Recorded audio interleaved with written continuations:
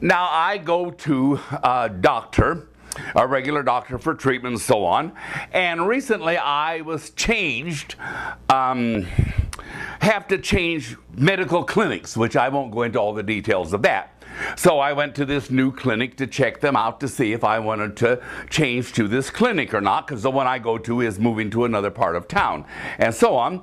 And so when I got my after-visit printout chart from the new clinic, they had listed the various things that I am being treated for. You know, I have my heart condition. I had heart surgery a few years ago and other issues. And right along with the medical issues I had, they had the term gender identity disorder. And I will speak against that term as long as I have breath in my body and as long as I have a voice. I said to the doctor, when I saw that on my medical chart, gender identity disorder, I said I did not come here to this clinic to be insulted. That's right. And for them to put gender identity disorder on my chart, to me was insulting, and I wrote them a letter insisting, not requesting, mind you, but insisting that that be taken off of my medical chart.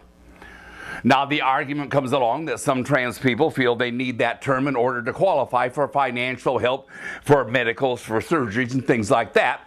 But there can be a better term than that. The term disorder, gender identity disorder, is an insult to the trans community, and I feel that every medical doctor needs to be educated on this subject, and I have a couple of books that I can recommend that I wish would be in the hands of every medical doctor, nurse, and caregiver in the country.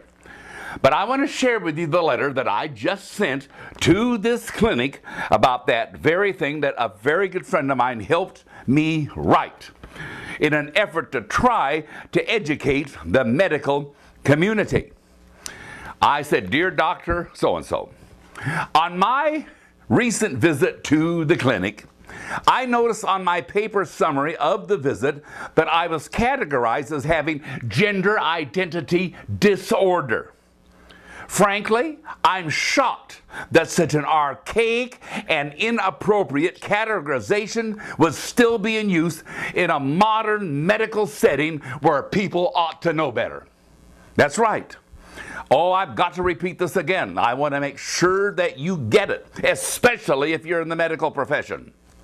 I'm shocked that such an archaic and inappropriate categorization would still be in use in a modern medical setting where people ought to know better.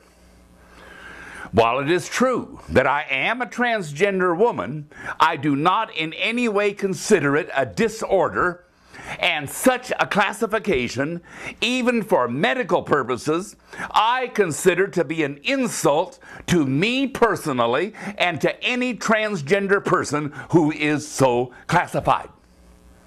Now, if somebody identifies themselves to you as transgender, don't ask them whether they've had surgery or not, because it's none of your business. Unless you're going to marry him or go to bed with him, I suppose you might have a right to ask that. But other than that, it's really none of your business. And it is, I'm not reading from the letter right now. I'll get back to it in a minute.